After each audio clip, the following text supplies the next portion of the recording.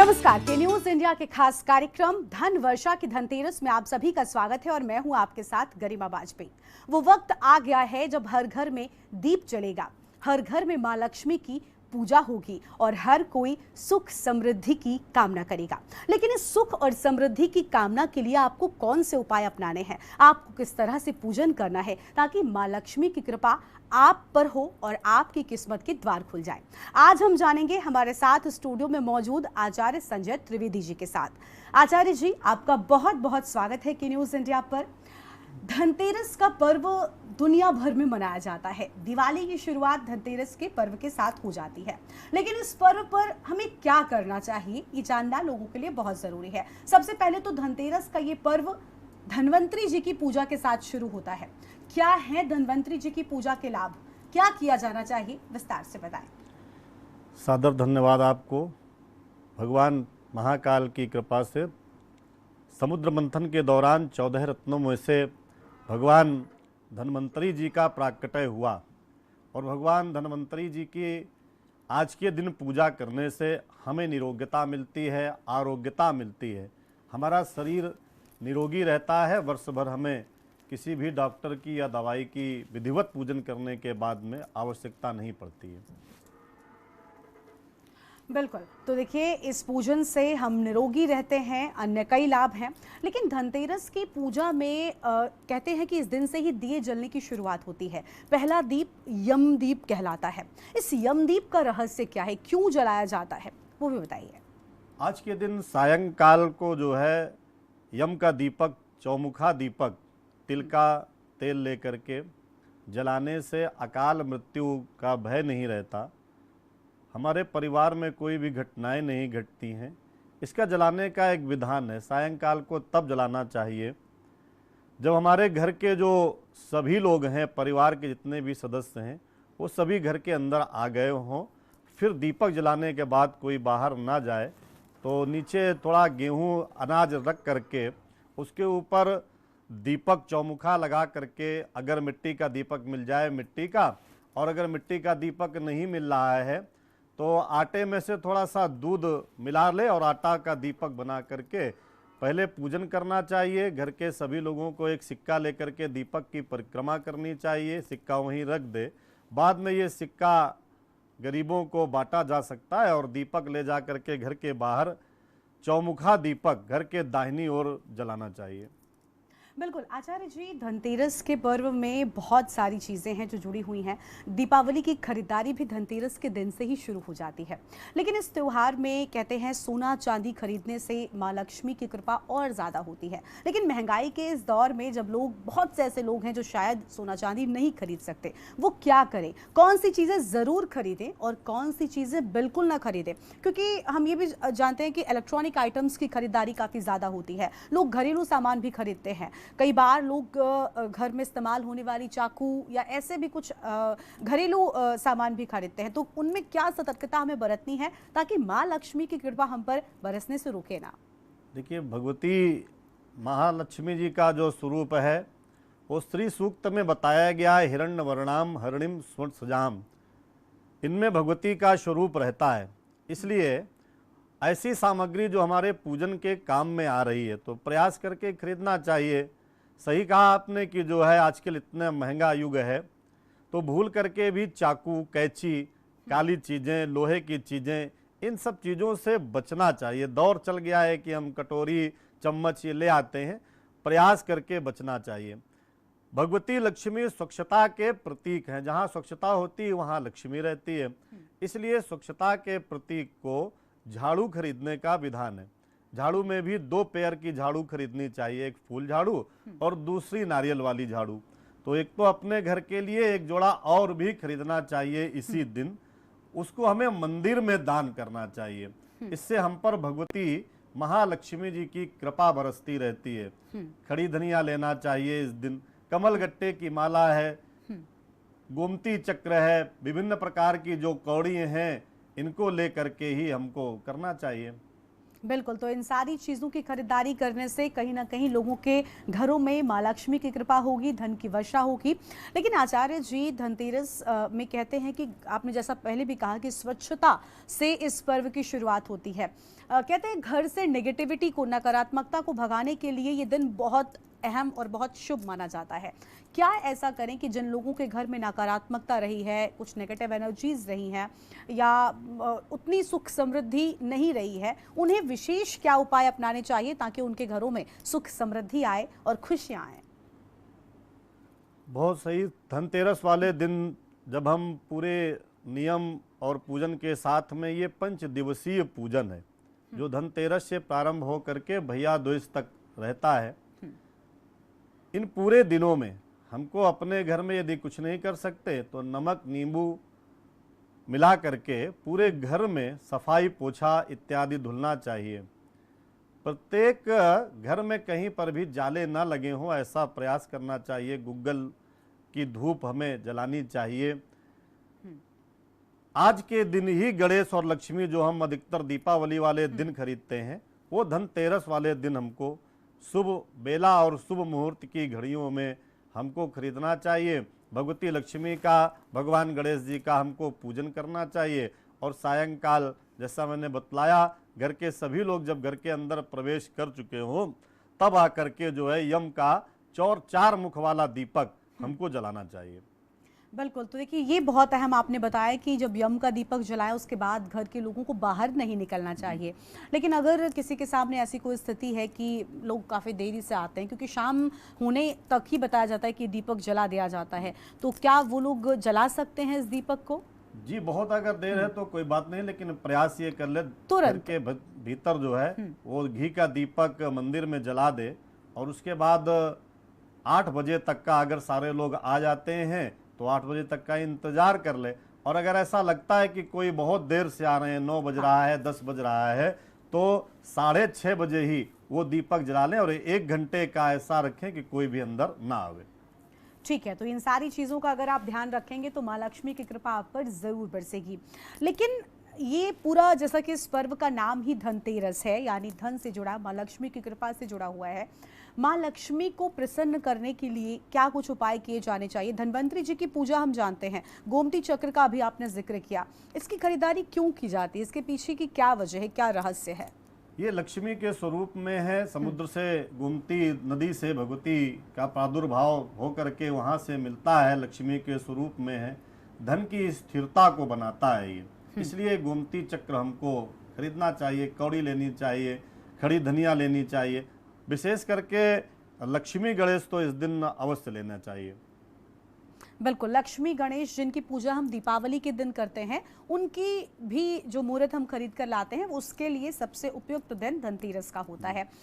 धनतेरस पर झाड़ू का आपने कहा स्वच्छता से एक जुड़ाव है, लेकिन बर्तन खरीदने का भी और सोने चांदी का मैंने जिक्र किया था। क्यों आखिर सोने चांदी की खरीदारी को शुभ माना जाता है? मैंने बतलाया, श्री सूक्त में भगवती का जो स्वरूप है वो हिरण्य वर्णाम हरणिम है। स्वर्ण के कलश लेकर के समुद्र से उनका प्राकट्य हुआ है, इसलिए जो है सोना और चांदी खरीदने से भगवती का स्वरूप माना गया है। और कहीं ना कहीं आप देखिए तो हमारी ये बचत के रूप में भी होता है। कोई कटोरी या कोई छोटी चीजें हमने खरीदी तो वो नष्ट विनष्ट होने वाली हैं, लेकिन सोना चांदी आप देखिए दिन पर दिन बढ़ रहा है। तो कहीं ना कहीं पूर्व में जो हमारे पूर्वजों ने ये बनाया है, तो कहीं ना कहीं इतना उन्होंने वो ले रखा होगा कि आज हमारी ये बचत का भी अंग हो रहे हैं। बिल्कुल, यानी बुरे वक्त में माँ लक्ष्मी का वो एक स्वरूप आपके काम आ सकता है, और यही वजह है कि इन सारी चीज़ों को अगर आप करते हैं तो ये पर्व आपके लिए और ज़्यादा खास हो जाएगा और ज़्यादा खुशियाँ लेकर आएगा। और हम लगातार इस चर्चा को जारी रखेंगे, लेकिन वक्त हो रहा है एक छोटे से ब्रेक का। ब्रेक के बाद चल लौटेंगे।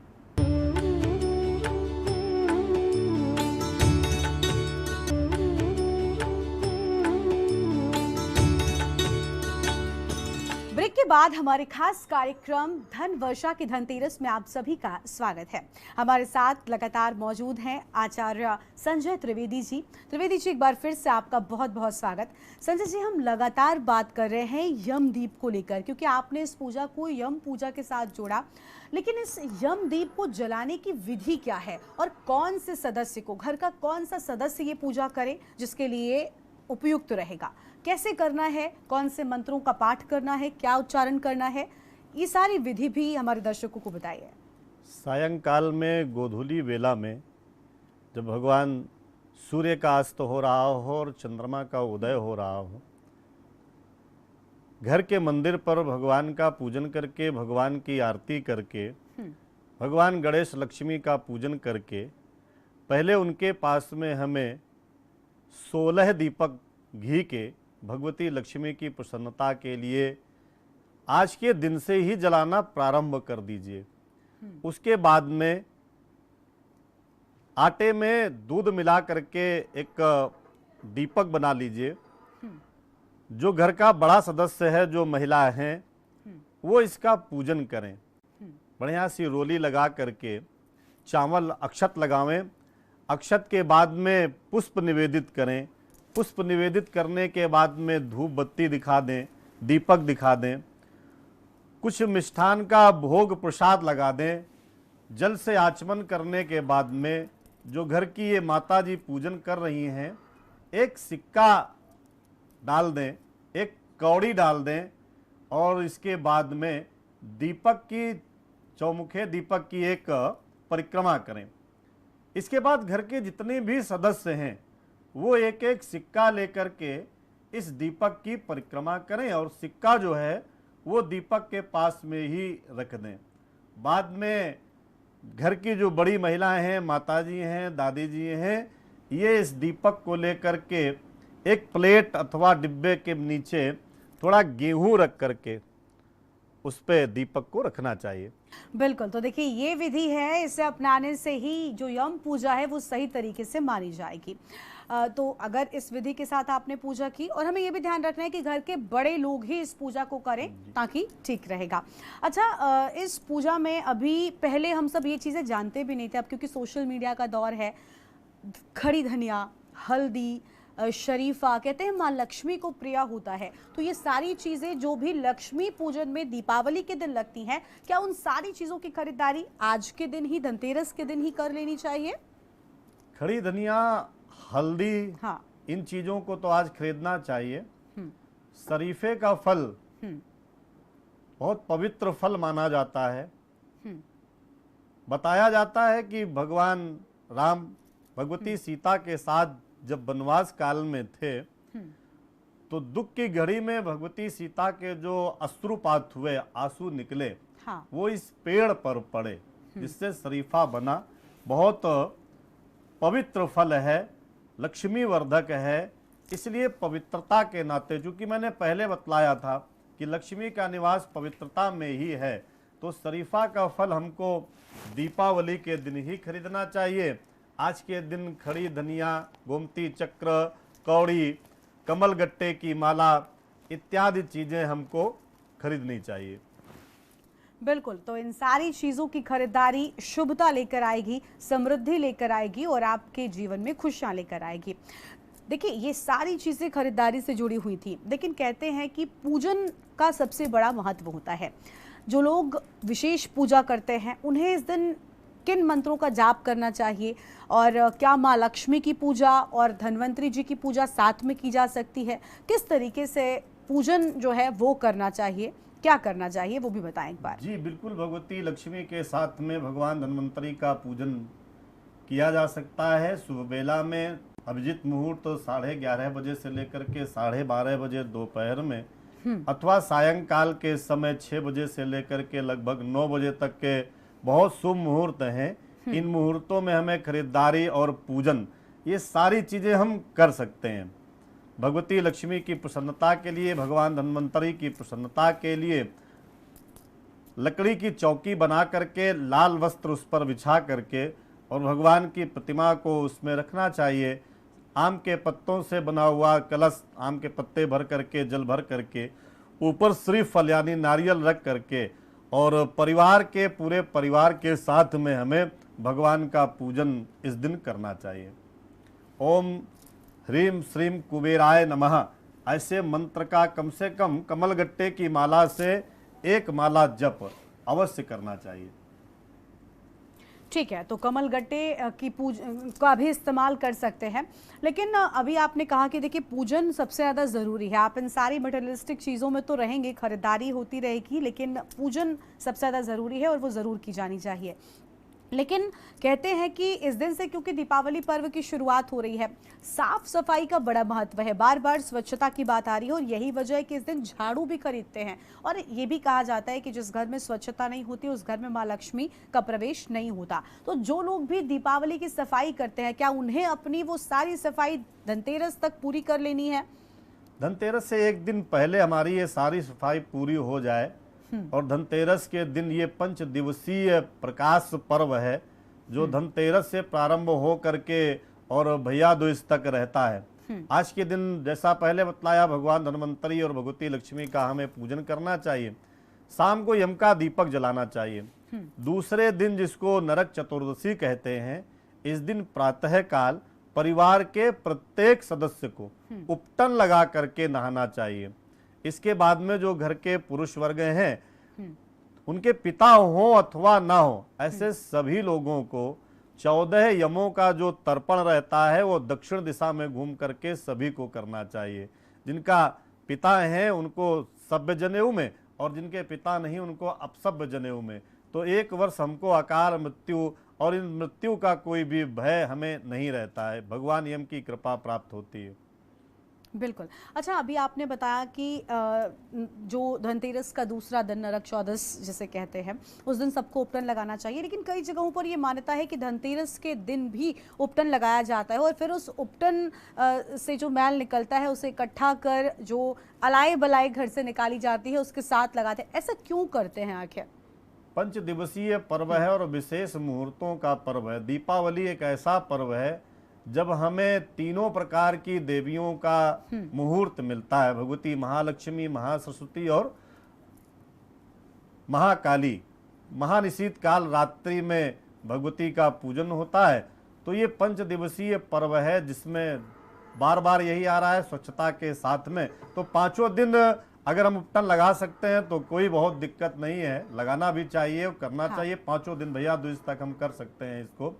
लेकिन विशेष जो इसका है वो यम चतुर्दशी जो है, नरक चतुर्दशी जिसको हम बोलते हैं, उस दिन में इसको अवश्य करना चाहिए। बिल्कुल। घर की महिलाएं क्या करें, क्योंकि कहीं ना कहीं सारी पूजन विधि लगभग महिलाएं ही पूरी करती हैं।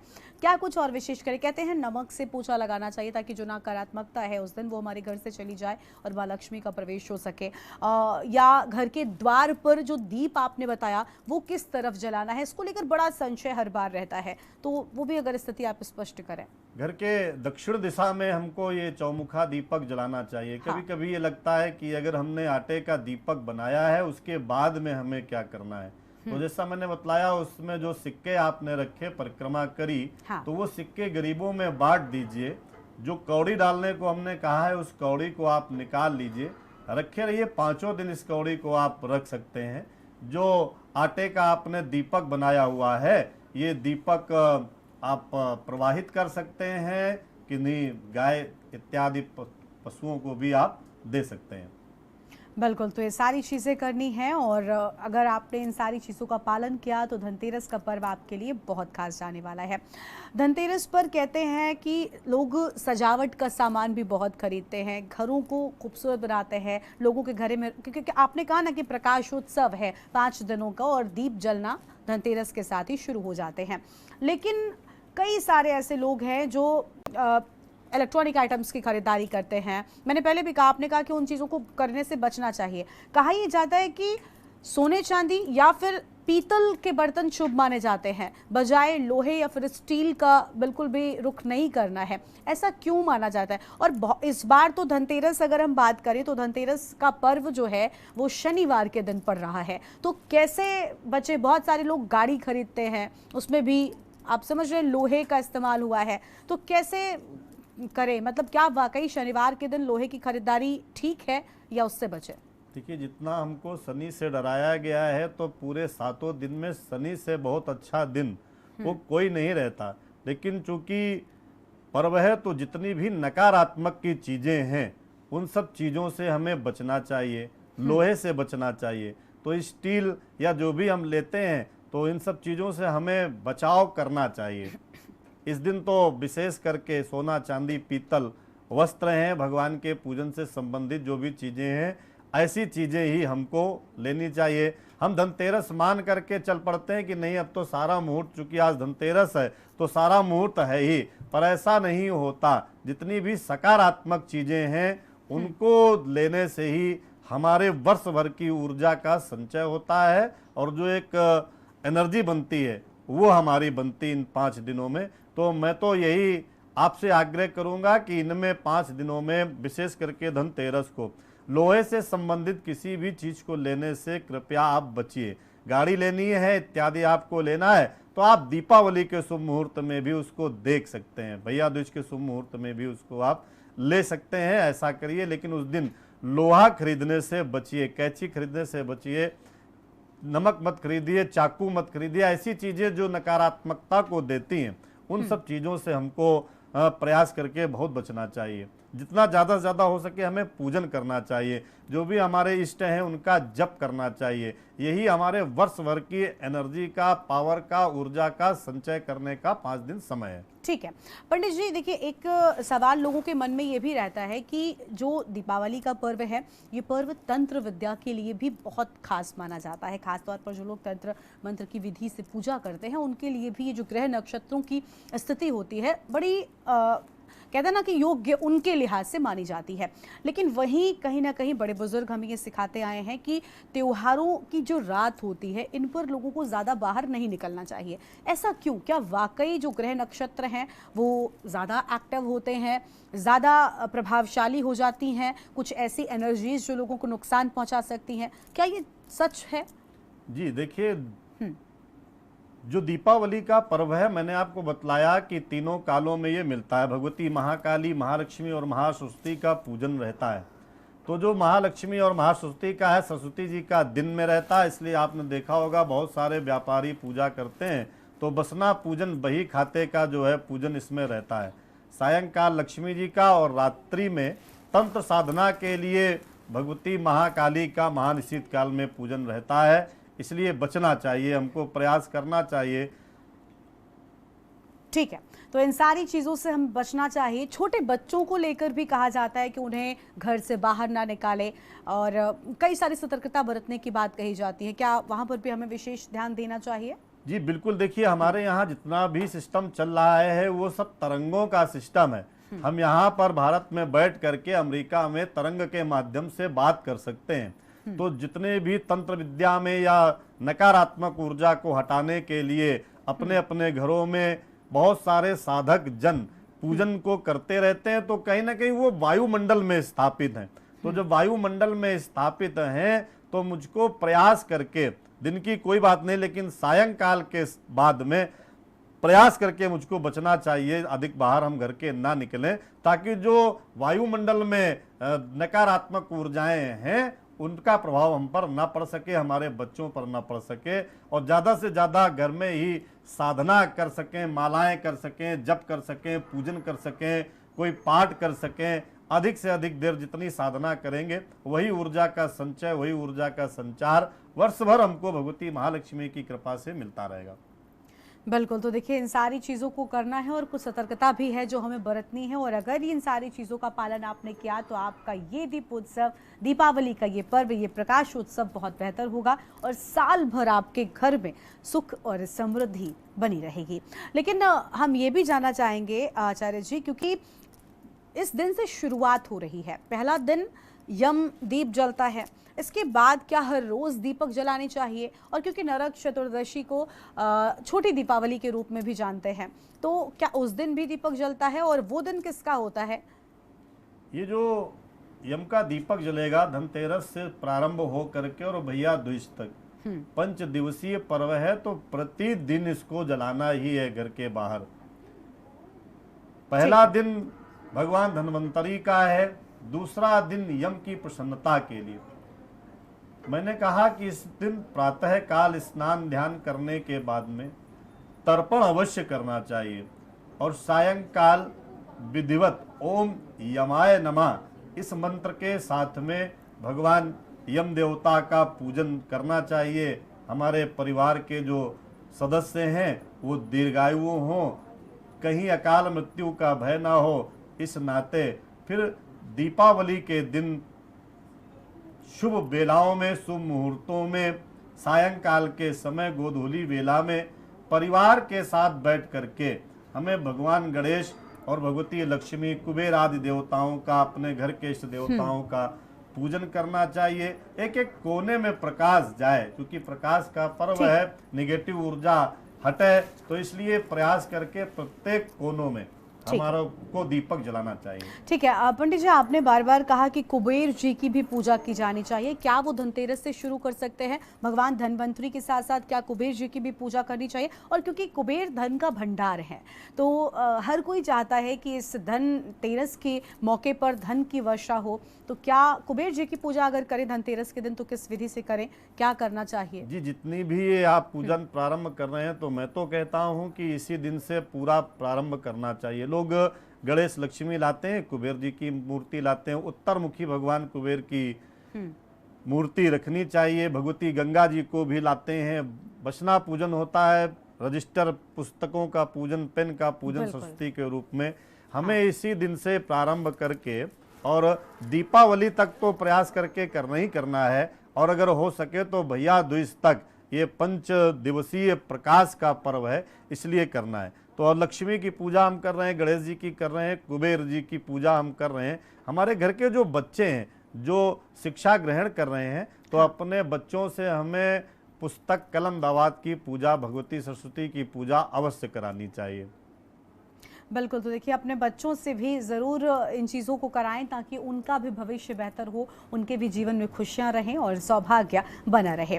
कुबेर जी की पूजा की भी बात हो गई, लेकिन साथ ही साथ हम ये भी जानना चाहेंगे कि इस दिन आपने लोहे की खरीदारी से बचने के लिए कहा है और नकारात्मकता को दूर भगाने के लिए आपने कई सारे उपाय बताए हैं, लेकिन क्योंकि आपने हमारे इस कार्यक्रम के दौरान ही एक बात ये भी कही कि जो माँ लक्ष्मी और गणेश जी की प्रतिमा हम खरीदते हैं पूजन के लिए, वो खरीदने के लिए दिन सबसे उपयुक्त माना गया है, सबसे शुभ माना गया है। तो इसीलिए मेरा ये सवाल है कि गणेश जी की मूर्ति में गणेश जी की सूंड किस तरफ हो, इसको लेकर बड़ा संशय रहता है बाजार में और खरीदारों के बीच भी कि कुछ लोग दाईं तरफ सूंड वाले गणेश जी ढूंढते हैं, जबकि कुछ लोग जिनकी सूंड बाईं तरफ होती है वो वाला स्वरूप ढूंढते हैं। इसके पीछे की कोई वाकई वजह है या हमें प्रतिमा खरीदने से पहले ऐसा नहीं सोचना चाहिए? देखिए, आपके चैनल में मैं बिल्कुल स्पष्ट बता दूं, जो भगवान हैं वो तो अपने आप में मंगल की मूर्ति हैं। भगवान जो गजानन हैं, विघ्नों के विनाशक हैं और मंगलों के दाता हैं। ये अभी जो ये सोशल मीडिया का समय आ गया है, तो बाएं दाएं में है, और जिस प्रकार की भी मूर्ति है भगवान की, प्रसन्न चित्त, प्रसन्न मुद्रा की मूर्ति आप अपने घर में लाइए। छोटी सी मूर्ति घर में रखें, 18 इंच से नीचे की मूर्ति रखने का ऐसा विधान है। और मैं तो स्पष्ट कहूंगा कि आप बाएं दाएं के चक्कर में नहीं पड़िए, क्योंकि भगवान से बड़ा मंगल करने वाला कौन? वो विघ्नों के विनाशक हैं, मंगलों के दाता हैं। इसलिए मन में किसी भी प्रकार के संशय को ना रख करके आप भगवान गणेश की, भगवती लक्ष्मी की कमल पर बैठी हुई मूर्ति को लाइए और बढ़िया सा पूजन करिए, और मन में किसी भी प्रकार के भ्रम की स्थिति को मत आने दीजिए। बिल्कुल, तो किसी प्रकार का भ्रम मन में न लाएं, खुले मन से एक अच्छी सोच और अच्छी भावना के साथ इस पूजन की शुरुआत करें ताकि आपके जीवन में सुख सौभाग्य बना रहे। बहुत शुक्रिया आपका आचार्य जी, आज हमारे कार्यक्रम में आइए, हमारे दर्शकों को इतने सारे भ्रमों से दूर करने के लिए और इतनी अहम जानकारी हमारे के न्यूज़ इंडिया के दर्शकों के साथ साझा करने के लिए। हम भी यही चाहते हैं कि आप इन उपायों का इस्तेमाल कर अपने इस धन वर्षा के धनतेरस को और ज़्यादा शुभ बनाएं और ज़्यादा बेहतर बनाएं और आपकी किस्मत के द्वार खुल जाएं। के न्यूज़ इंडिया की ओर से भी आप सभी को धनतेरस पर्व की हार्दिक शुभकामनाएं। हमारे इस खास पेशकश में आज उतना ही। तमाम बड़ी खबरों के लिए आप देखते रहिए के न्यूज़ इंडिया। नमस्कार।